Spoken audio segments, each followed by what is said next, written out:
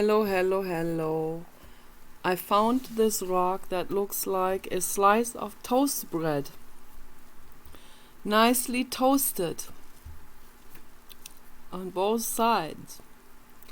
But it's not a toast bread, it is a rock from the beach. And it's very old. It's billions of years old, I think. That's what it looks like. It has calcite in it.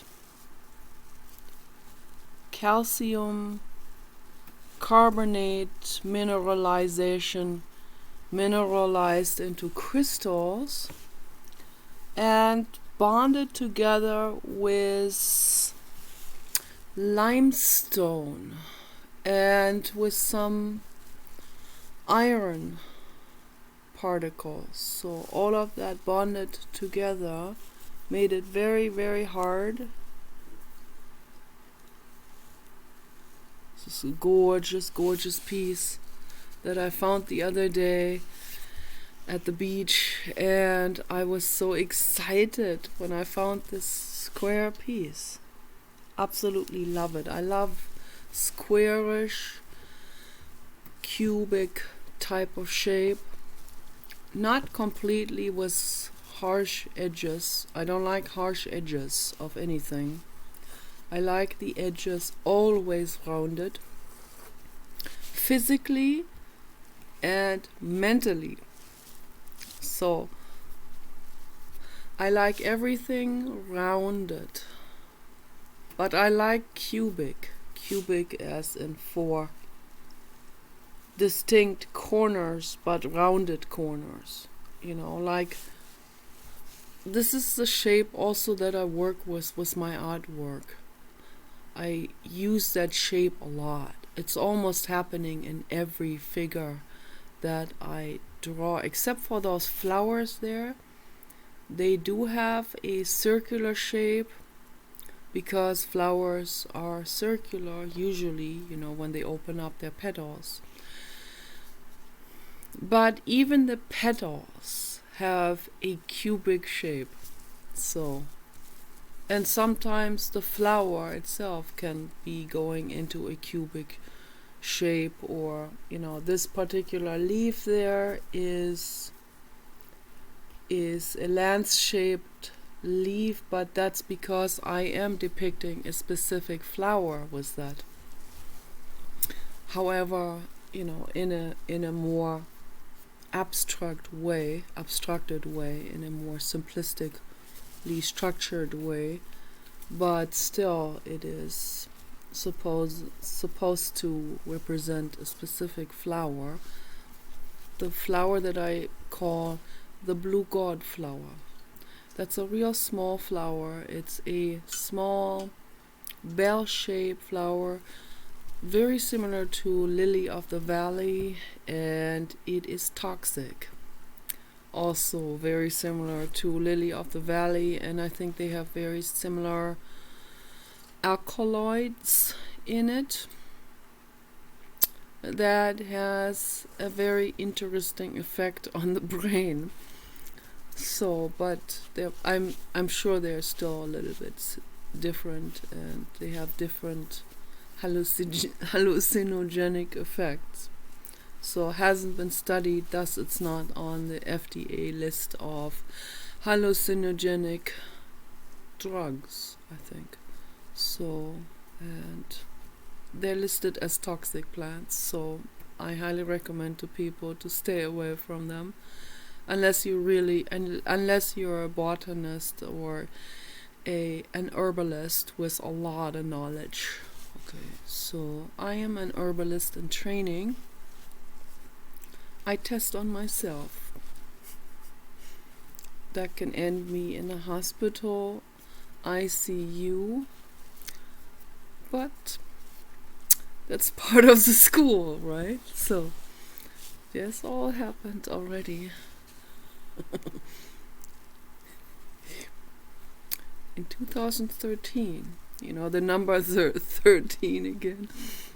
That's when I ended up in the ICU. And my husband brought a little twig of the plant with him, which ended up on the counter of that ICU hospital unit. And everyone just passed by that little twig with the bell-shaped flowers on them. But they added a nice scent into the ICU that was loaded with people who had been living a very destructive lifestyle where the body at some point gave up. And oops, yeah, that's when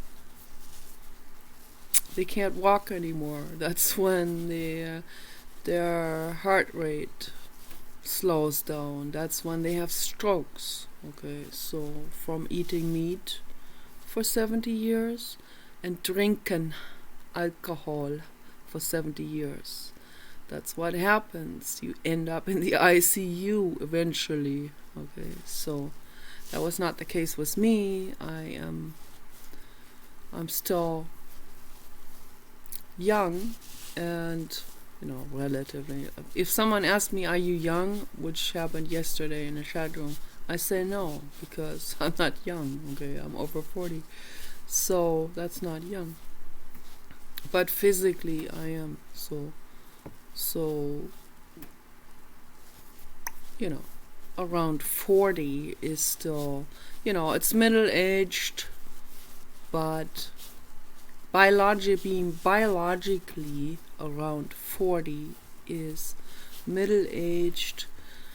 And if you live a healthy lifestyle, you can still enjoy your life, at that time. So you have everything functioning and everything well, and you can run, and I run, and I hike, and I'm not gonna do somersaults anymore, which I used to do when I was younger, because I'm simply too overweight for that. It might do something to my wrists. So, and also one time I carried a very, very, very heavy iron bed, helped carry upstairs, helped my husband, and it was not a good idea. That was 2010, and it gave me a severe carpal tunnel infection in my joint. He thinks I'm this robust, like a Hulk, like a, some kind of construction worker, Yes, yeah. She can take a load of heavy beds. No, obviously I can't carry that heavy of materials. I can carry a 5-gallon water container with one hand and lift it up, but I have to lift this up onto a counter with 2 hands, and it's quite an ordeal and gets me huffing and puffing, and so, but that was after that carpal tunnel healed up. So the carpal tunnel, I didn't even go to the doctor with it because I already knew that it needed to rest. Even moving my little finger was so painful I could scream. So that, and it needed a lot of kisses. I had to give it a lot of kisses, and I had to apologize to it. I'm sorry, I didn't know better, but I'm sorry, I'm infinitely sorry that I overstrained you, you body cells in there. So obviously I'm not a machine. So yeah, that's how it is. We have to be very careful. We have to pay attention to our bodies and what they can carry, and how much of whatever unusual situations it can endure, cold or heat or stress, physical stress, and particularly not to forget psychological stress. Okay? Psychological stress, that's really serious. Okay, most people ignore that. They are so immersed in a psychologically stressed out world that they forget that they're actually in psychological stress. So, wanting all these kinds of things and running their heads against a brick wall, however invisibly that situation is to them, they are abusing themselves with the work they do, the jobs they do. The employers are completely disconnected from the needs of the workers. The CEOs are totally disconnected from the needs of the supervisors and from the needs of the workers, and it just goes on and on and on and on. Okay. This is what I see in the world. Okay, I see that everywhere I go. I see that in grocery stores. The people who work there, a lot of times they go there when they're sick. I don't know about now with that serious virus going on, but I have seen people a lot going to work very, very sick, infecting other people. I've always been infected going shopping, and one time I had a very, very serious virus that was, I don't know, I think it was in 2015. I had to sit on my office chair all night long because otherwise I would have had sleep apnea and would have suffocated. It was so bad. I could barely even breathe. And with this virus that's going on now, that definitely can kill people, and it has killed a lot of people. So even young people have died from it, and children, and particularly older people, and particularly people with already difficult health issues, particularly with respiratory problems, people with heart problems, and so on. They're at high risk. And I know one thing for sure is I would never go on a respirator, for example. What I heard about that, that's like the ultimate horror. No. I know it's a horrible way of dying, to suffocate to death. That's a horrible thing. Okay. That just causes the entire system to go into a complete frenzy and a total panic. I know this because one time a crazy boyfriend that I had, who was severely schizophrenic, tried to suffocate me with a pillow because I kept saying I don't want to live. So he took everything literally, absolutely everything literally, and a plea for more love or help he couldn't understand. He saw everything literally in front of him. Every word was, he can't think like in metaphors or something, or why is she saying this? Is she not feeling loved? And how can we fix this situation? He couldn't because of his schizophrenia. He felt I also think that his ego felt attacked in a very, very unconscious way. So he tried to suffocate me, and my body went into a complete frenzy, and my Medusa came up, and I have this Medusa. It's a bodyguard personality that comes up, it is not disconnected from my main consciousness, so it's not multiple personality, or called DID, dissociative identity disorder. That's not what it is. It is a distinct personality that is only distinct and individual because it is a function in my body and in my mind that will come up to help.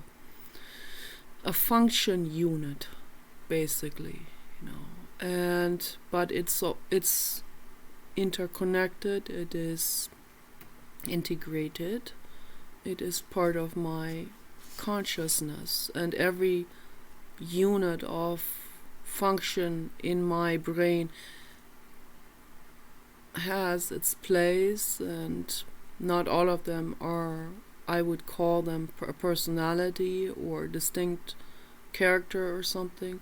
Some are like just more like simple units, but the Medusa is a very complex bodyguard personality, but integrated, and everything knows everything at the same time.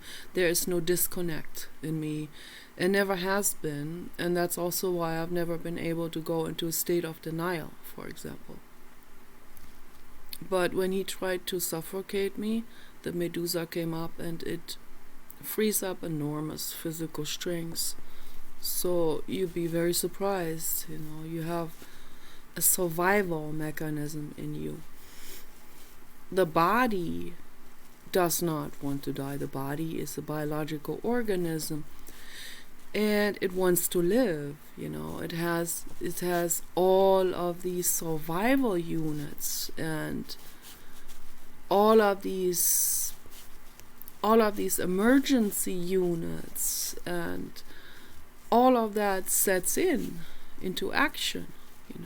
So because it wants to live, it wants to exist, and it is our mind, it is our rational mind or irrational mind, it is our psychology, it is our more the abstract way of thinking and understanding of things or the future that can tell us, oh, this is not going to be good, or this is going to or it can tell us, oh, this is going to be too difficult in the future, I better bleep out, I better find a way. And so that is sort of like this, the dooms perspective that always comes in, and is the mental illness part, and this, it's also to protect us from suffering, of course, but it is this, oh, this is scary, and how can we handle this for another 40 years or so, or 100 years, whatever, or 50 years. It's a scary thing, and that then always comes in and says, oh, I don't know if I can handle it, I don't know if I can manage. And so my whole life I've had this doom's voice that would come up and say, I don't know if I can handle it, I better not exist. And telling that to someone with schizophrenia is probably a real bad mix. So he tried to suffocate me, and that was when I was 24, I think. Yeah. And he was 25. I haven't seen him for a very long time now, and it's better if I don't see him anymore, or anyone from Germany from that time in my life, because it was a very difficult time in my life, very, very, very difficult, and I can't even compare it to my life now, so there's no comparison. outwardly, I cannot even say, socio-economically, sociologically, because that's what people measure things on.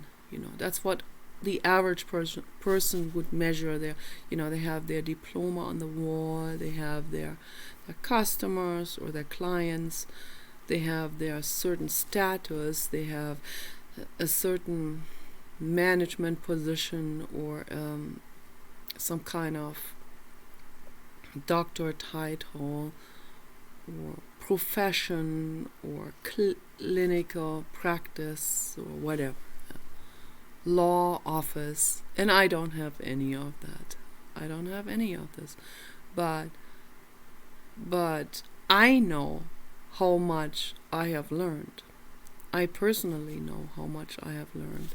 And if I was to talk to people, like talking to my parents or my brother about the things that I have learned, what I noticed is that just got them really, really triggered. Yeah. Particularly the stuff that I talk about, the perspective that I have onto existence and society, that is a perspective that is totally unheard of for them. That is a perspective they would never even dare to approach. The perspective of questioning certain things. Yeah, although they pride themselves of being agnostic. My mother, I think she even didn't claim it directly, but she doesn't even, she said she's not even agnostic, so doesn't believe in anything. So outwardly she'll say that, but inside she still has the evangelical church downloaded. That program has never been erased. It has only been put into the back storage, basically, but that stuff still runs her life, so in a roundabout way. So as Jiddu Krishnamurti said, if we learn something new, do we learn something as in questioning our old beliefs and scrambling up the old neuronal connections, as in recycling them into a new knowledge? Or do we learn something and just load it on top of the old stuff? And then the old stuff is still running its program in us.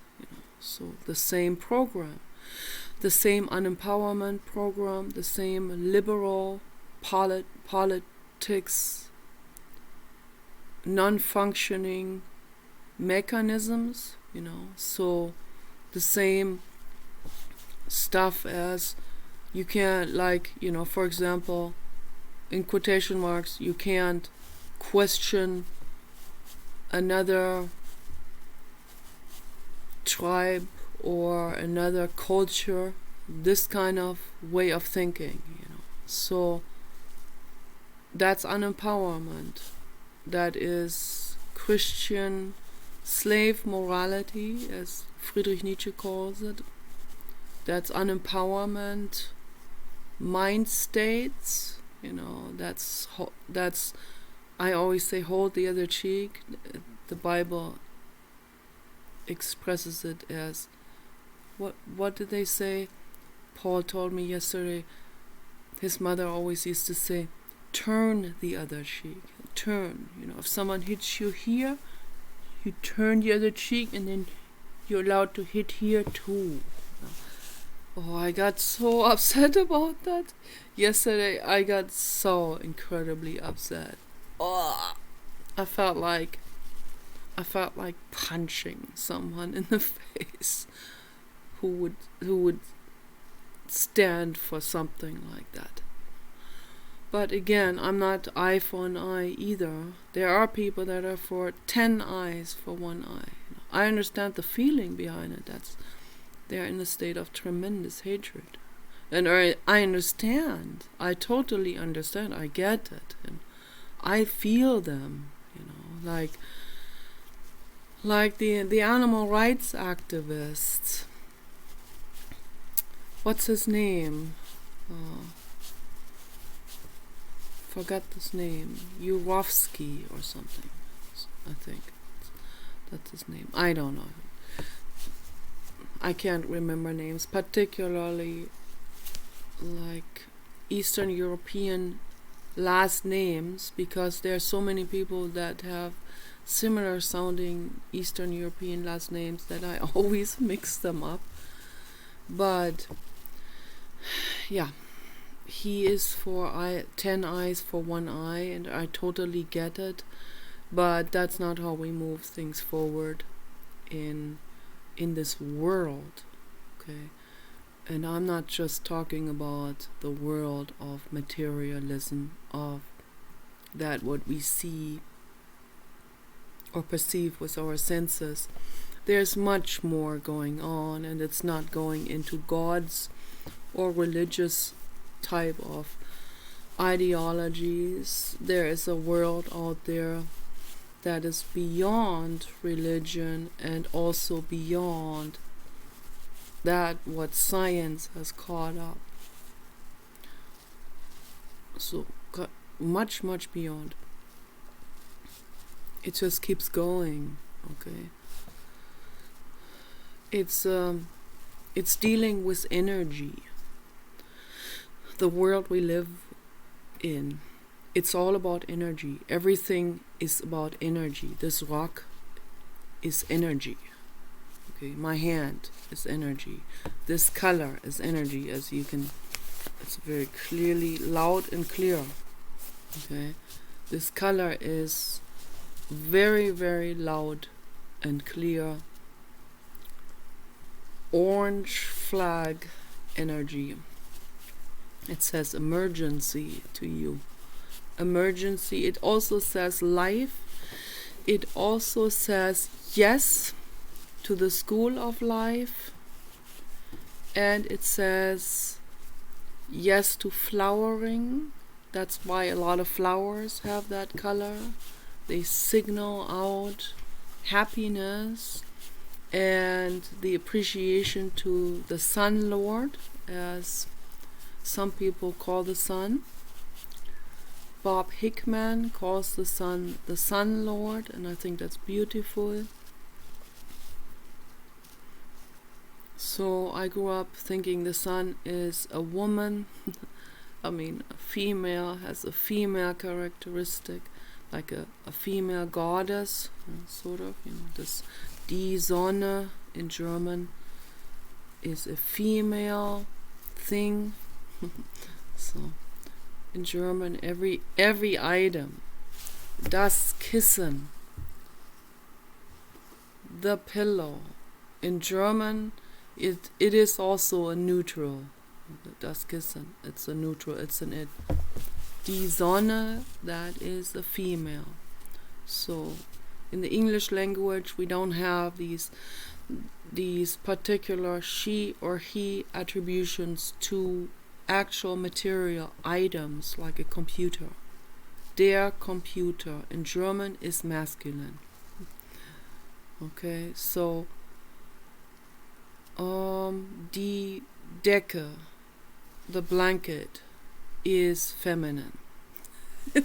Interesting, isn't it? So yeah, so somehow people have associated the blanket with the female, with the mother, the caregiver. And that's why I always cover up my dogs. I always have one dog at the time, usually. And I cover up my dog with a blanket. Me, the mother, the caregiver. But my husband also covers the dog up with the blanket. So he embraces that role as well. And it's those men that I like and appreciate. So, because it doesn't necessarily only have to be attributed to a woman or this or construction work necessarily be attributed to a man. So, there are also women in construction. I wouldn't be very good at it. Again, I would get carpal tunnel. I look stronger than I am because I'm overweight. So, obviously, I can't carry that heavy of stuff and then twist it at the same time. That's a real bad combination. So, and then also typing a lot, that I can see the effects in my right upper muscle here.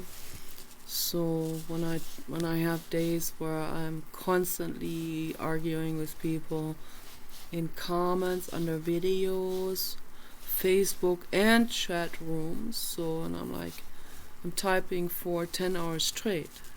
I can feel the effects of that because I type with 10 fingers blind. I learned that way back in school.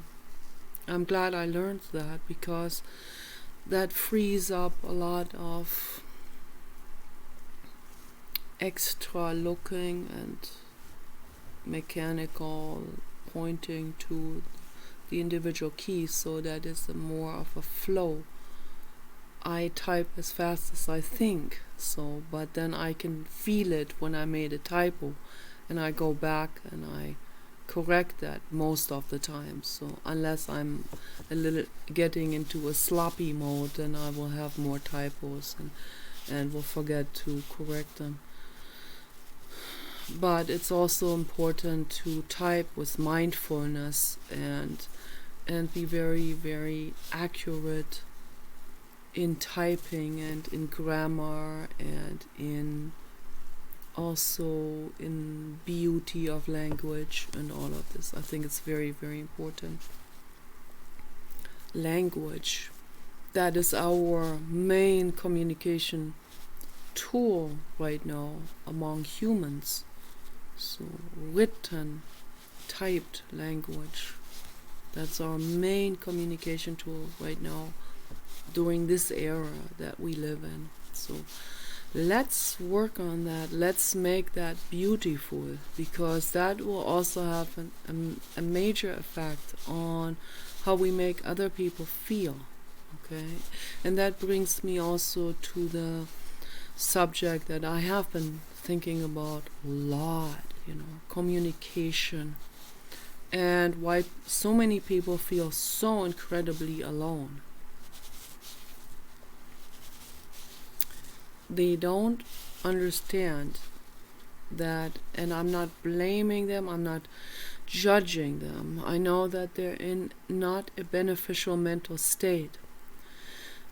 When they are very, very, very lonely and they feel ignored by everyone, the first step is they need to come into a mental state of meditation where they become more receptive to self-criticism and to seeing the entire picture of it, and letting go of this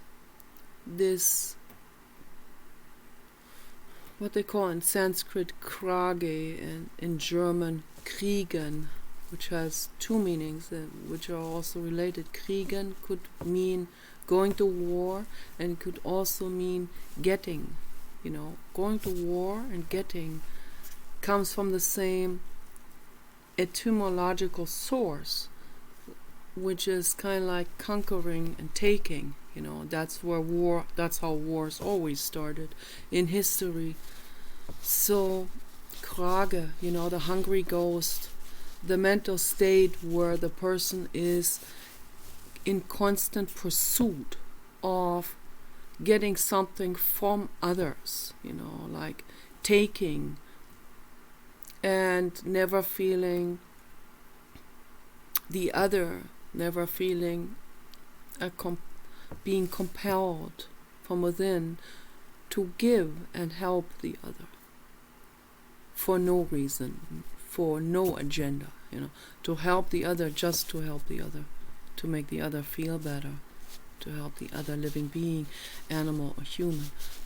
That's a mental state of mental purity and in order to get to that mental state, one has to let go of a lot of that krage, of that egoic craving. That's another word that is word related to that. Craving, krage, kriegen, going to war, getting, trying to elicit from someone else. So I see that on Facebook. That's the norm. So I can't talk to everyone on Facebook. It's impossible. There are just too many people, and I accept everyone as a friend.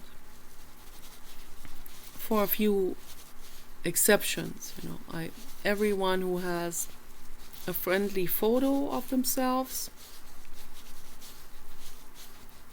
and has Western letters. So I also accept some Russian, because I know Russian. So the other letters, type of lettering, I don't know, and I don't know if I can even communicate with them if they don't even speak English, or at least have the Western letters. So because I've accepted the other ones also in the past, and they would then send me real brutal videos of goat sacrifices. So I have to be very, very careful with that. So I reject violence. I reject a violent culture also. I question violent cultures. Just because it's a culture doesn't mean we have to accept it. Okay? If something is violent, whatever their supposed reasoning is for it, we must question and we must reject. Okay? So we must set the boundaries against that and say, excuse me, no. In my life, I like peace. I like equality. I like animals being free and happy. Okay? I don't want a living being to suffer or be caged, incarcerated, or hurting, or being brutally beaten, or whatever, what a lot of Middle Eastern cultures are doing. I question that and I reject it. So, and I want other people to question that as well, and really investigate it for what it is, and look at it for what it is. It's violence, and it is insanity. Okay, it's not sane. It can be thousands of years old. It's still not sane. That doesn't mean just because it's thousands of years old and grandfathered in, sort of, that doesn't make it automatically sane or justifiable in any way. Okay, no, it's not. It is insanity. Okay, and humans have been, very, very mentally insane for a very long time. Okay, so I don't know, for hundreds of thousands of years they have been very, very insane and very greedy, and the real serious insanity that arises out of it is when the neocortex got bigger, and they were still stuck in this krage and in this selfishness and in this brutality of taking and conquering and enslaving and oppressing. So that's a bad mental state, and that in combination with more of a neocortical mass and activity that's only used to serve that particular function of more conquering and more enslaving of others. Okay. Then that hasn't moved them forward. It has made things actually much, much, much worse. And that's what we see right now in the whole world. Okay, it's very, very sad. The ultimate intelligence is when there's high intelligence on the entire spectrum, okay, full circle. And that means not just intelligence in terms of mechanical things, in terms of engineering or math or business or conquering or enslaving and exploiting, but using intelligence in a constructive way, where we use also materialistic operations in a beneficial way, beneficial for the planet and for the other living beings, okay? Then we are in full circle intelligence. Elon Musk is in full circle intelligence, okay? He has an intelligence that cannot even be measured with our scales, with our measurement scales that we have, with those petty little IQ test things. So he leaps way out of that. Okay, so he'll fill one of those questionnaires out in a fraction of the time that other people would fill it out. It would take me a long time to fill out one of those, because I always have this doubt, oh, what if I made a mistake? I have to go through this 10 times, and then being under time pressure, then I get nervous, and all of this adds into this as well.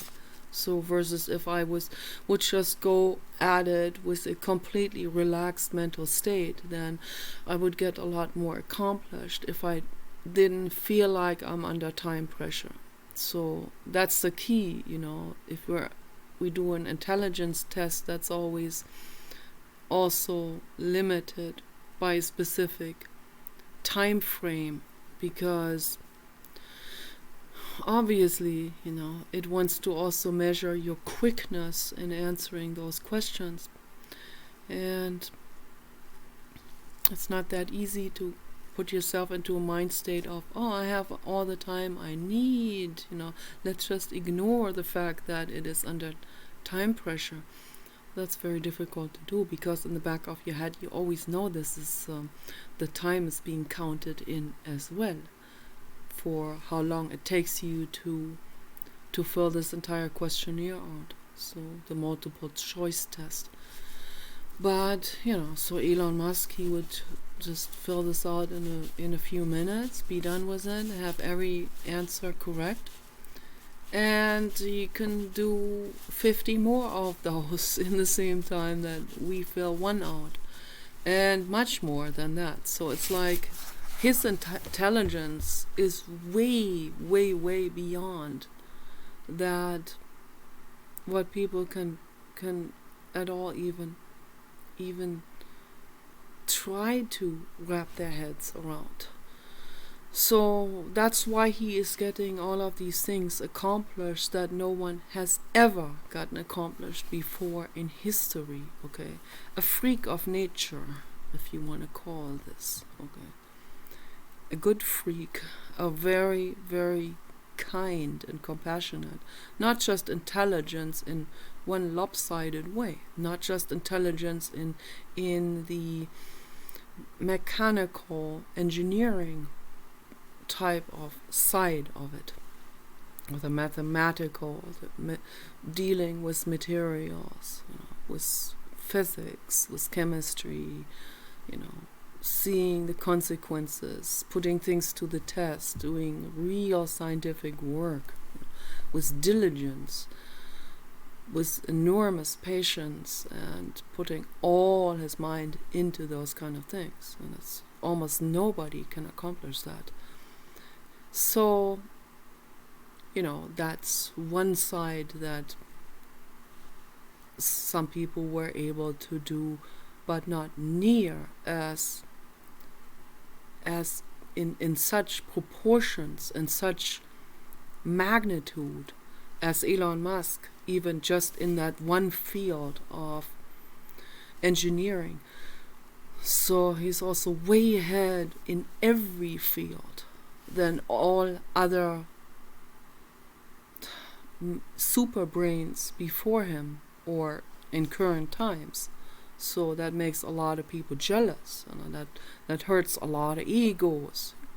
That brings me to another subject that I'm constantly thinking about, is that we must come to a mental state where we accept that someone is way more advanced than we are. Okay, someone is way more. The whales, for example, are more advanced than humans. So, I don't know in terms of measurement with Elon Musk's brain. So that's also very hard to measure this. Obviously, we would have to find a bridge language first so that we can communicate with the whales, and so that they can begin to read, even start to understand, even from a cognitive perspective, on what it's like to be a human living on land. So they live in a completely different medium with a completely different body and different functions. So very different lifestyle. Okay, very different things that go into planning for the future. So obviously, when you live in the medium water, you can never develop firearms, for example, or nuclear bombs. So it excludes it. So it's a completely different lifestyle, different things to work with. But I'm absolutely 100% certain that they think about philosophy, that they think about ethics and implications and therapy and psychology and adopting another living being from another species and giving that other living being a good life. And people have observed this in the wild, in the oceans. Okay, they have observed microcephalus families who have adopted a baby dolphin with a crippled fluke, so who could not swim very fast, and they would stay on his son. They would engulf him, surround him, bodyguard him, just like we do when we adopt an animal from an animal shelter. So that's real compassion. Okay, that is selfless love, and that's what real love is all about. Real love is not porn or being infatuated with some movie star or some love letters to a lover. That's not love. Okay, that's biology that has its place, but it's not love. Okay? It's always misunderstood. Always completely misunderstood. Real love is selfless, pure compassion. That means, as most people that I talk to, they don't even know what that feels like. They have never experienced it. They have never seen it. There's one woman in Iraq who rescues dogs. And in Iraq, they're not even allowed to have the dogs in the house. She has to have dog houses for them. Also, it gets cold in the winter. She has to do all kinds of things to make it comfortable for them in an open yard where she has the dog houses. Probably has a lot of blankets in them, and I'm sure that she also goes into the dog houses to sit with them in there. Somehow gets around this horrific Sharia law to be hanging out with her best friends, the dogs. Okay. And I heard horrific things about Sharia law punishing people and torturing people who have been kind to dogs and brought dogs in the house and those kind of things. And there are good people in the Middle East too, but it's very, very, very rare. Okay.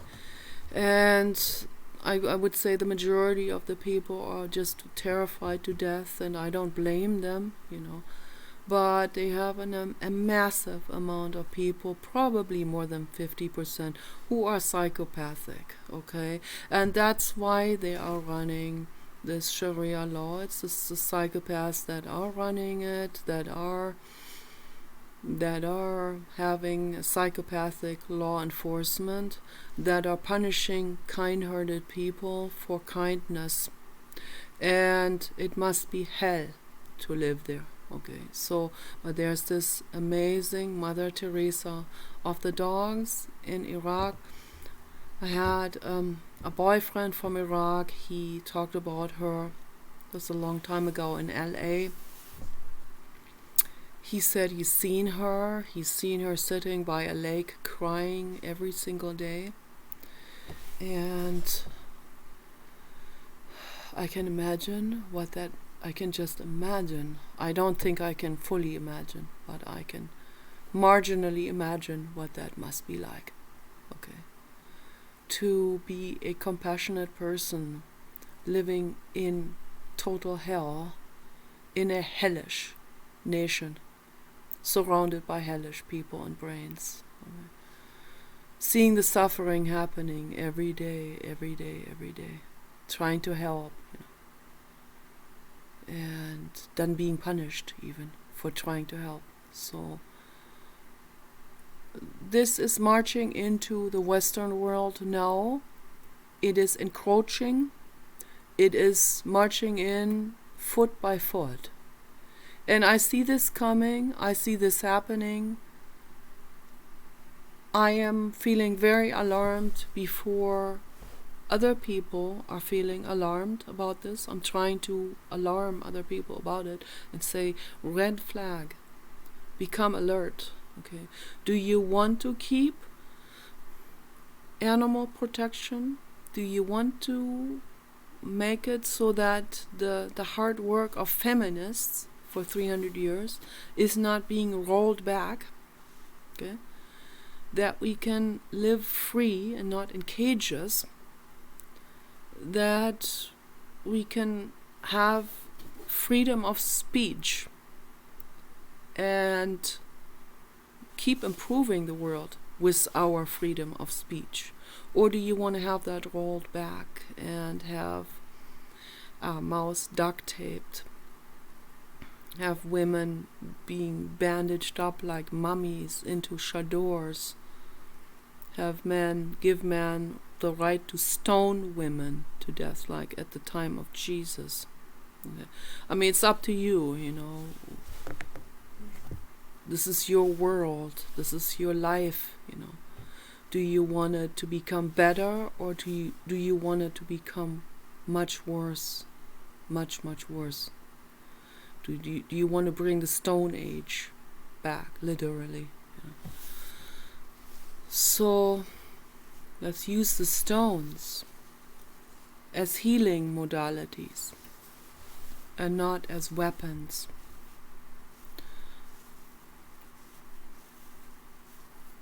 Not as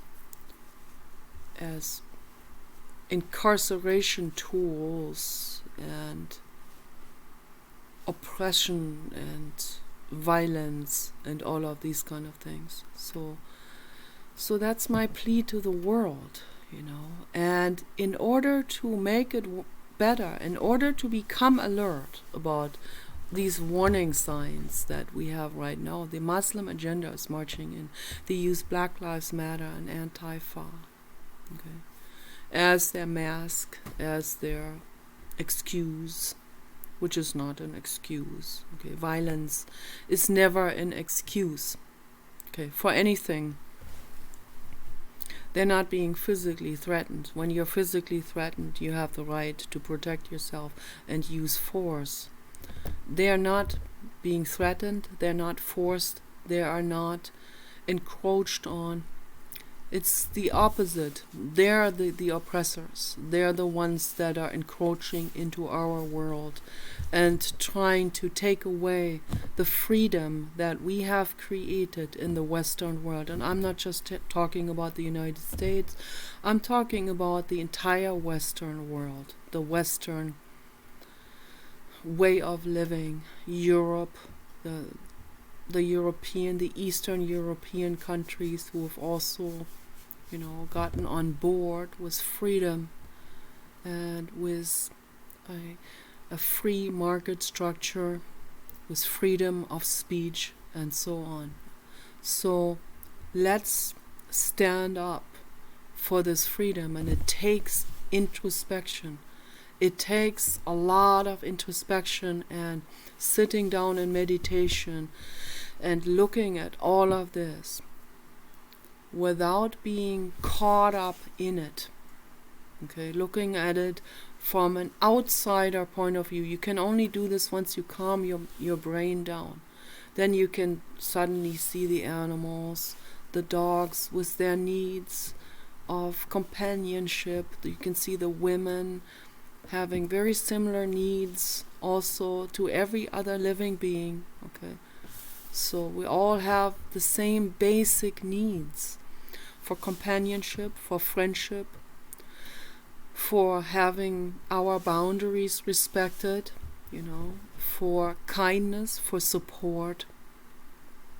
Then you can see all of this once you calm down your minds, and once you get out of that heated, inflamed mind state of feeling stepped on by someone else, because you're not stepped on by anyone. Okay, so, and we don't want to become stepped on by another oppressive regime like the Muslim agenda, what they're the Sharia law, the things that they are practicing, that oppression, that violence. Okay, so let's stand up for our freedom and peace and love. Okay, you guys take care. Bye bye.